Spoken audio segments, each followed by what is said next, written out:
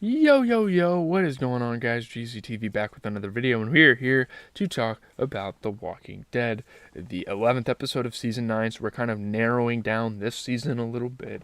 This episode, is kind of just like a continuation of a lot of things. Obviously, there were a couple new storylines that were interesting, but it's not, I wouldn't say this was a filler episode, it was just kind of moving the story along just slightly. So we're going to get into the plot, we're going to get into the critic reception. This is a spoiler review, so if you haven't watched this episode before, go watch it, then we can have a discussion.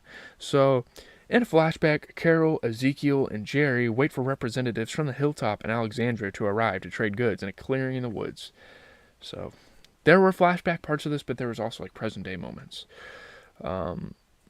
Jerry reveals that he and his wife Nabila are expecting a child. Eventually, Jesus and Tara arrive with the trade goods, and Jesus hands Ezekiel the Charter of Rights that Michonne had been developing for the kingdom to hold on to. Ezekiel becomes enamored by the document and promises Carol that someday the community leaders will all sign it together.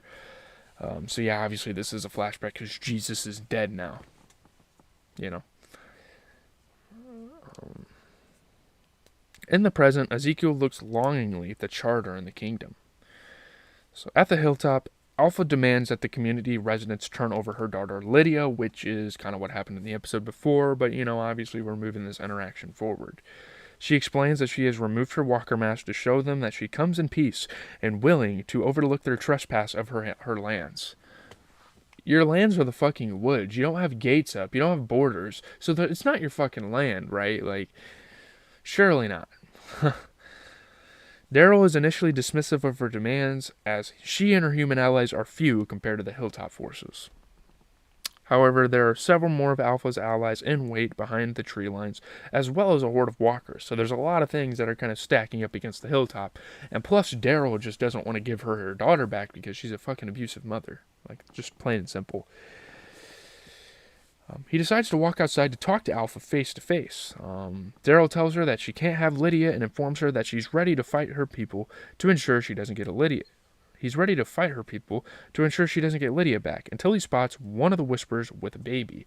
He sees that, Daryl kind of has a soft spot. And that's not a bad thing at all. Like, I like that Daryl's character kind of has some humility, humanity, whatever you want to call it.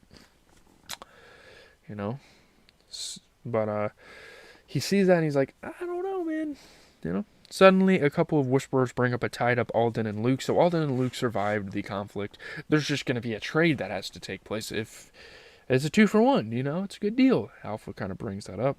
Alpha then offers to trade both of them for her daughter. Daryl finally accepts, and he's like, yeah, this is not worth fighting. Obviously we want to have those people back. We value those people a little bit more than Lydia, given that she's kind of a newcomer. So he decides to go with it, and yeah. So now we're going to move on to the kingdom. There's a couple different storylines here, I guess. So at the kingdom, with the fair approaching, Ezekiel leads a scouting party to a nearby town. His goal is to obtain a projection bulb from a movie theater to replace the one that is broken, but the theater is packed with walkers, so they kind of need to figure out a strategy, because this would really bring communities together and make the fair a fun time. Carol is initially against the plan, but is convinced by Ezekiel, who explains how this will be a positive improvement for the kingdom. With minimal incidents, they recover the bulb as well as one of the poster display cases, which Ezekiel wants to use so that he can frame the Charter of Rights once it is signed, because that's really important to him. Inside the hilltop, Daryl discovers that Henry and Lydia escaped. So, like, when he's actually going to get Lydia. Addie tells him that she knows where they went. She and Eden head out to find them, and it's obviously the place, Henry got taken to with the big kids, I guess, of Hilltop, As the standoff continues, the baby belonging to one of the disguised women starts to cry, drawing the walkers. Alpha shrugs at the mother, indicating that she should leave the baby to die. It's like natural selection, which is kind of fucked up, but that just kind of shows how brash Alpha is about the world, how, like, remorseless that she is, how kind of nonchalant she is about these situations. Fearing for her life, the baby's mother decides to abandon him as he continues to cry. Alden and Luke beg for Alpha to have the baby be spared, but Alpha refuses. I mean, these are just two different groups of people. The Hilltop guards bang the fence to attract the walkers away from the baby, but it doesn't work. Luke then signs Connie, still hiding in the cornfield, to grab the baby. Connie then runs out of the cornfield and rushes to save the child. The whispers around her unsheathed blades as Connie escapes back into the cornfield and is helped back into the hilltop by Daryl, Kelly, Tammy, and Earl. Why the fuck did they want to attack her when she was getting the baby? I mean, I guess maybe they felt threatened a little bit when she ran out of the cornfield, but she was rescuing one of your people and you're gonna fucking try to kill her? Like, dude, that makes no sense. So soon after, Enid and Addie are able to track down Henry and Lydia to an abandoned house near the hilltop, where Henry has provided Lydia a new set of clothes. Kind of get her a fresh start here at Hilltop, almost. Enid tries to convince Henry not to let the bad things change him, and she urges him to allow them to turn over Lydia, recalling how much death she herself has seen and the advice Carol had given her before he died. Lydia opts to leave on her own accord and is traded for Alden and Luke. Like, it wasn't even Henry's decision. She's like, I'll leave, if you guys want to get your people back, that's fine. Reunited, Lydia apologizes to her mother, but is slapped by Alpha across the face, ordering her to address her as Alpha like everyone else. Nothing changes. She never changes. She then smiles at Daryl as they leave. It's just kind of like a tough love thing, and she kind of learns to accept it, which is kind of fucked up, honestly.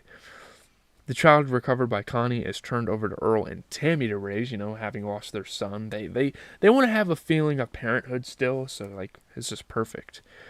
That night, Henry leaves a note and sneaks out of the hilltop to find Lydia. His departure is soon learned by Daryl, who finds out that Henry couldn't live with letting Lydia go. Daryl then decides to chase him down, but is stopped by Connie, who insists to let her join him, as she feels the same way as Henry. They both depart together. So, yeah, now that's kind of the cliffhanger. Now the storyline's going to be shifting to getting Lydia back in the community, I guess. So, yeah. This isn't going to be a long video at all. This was a pretty good episode, though. I mean, it got a 79%, 7.1 out of 10, 19 reviews on Rotten Tomatoes. Bounty rekindles The Walking Dead's knack for a lighthearted, shaggy dog story and hair-raising horror set pieces, but some viewers may come away dissatisfied with the installment's teasing of a clash that never materializes.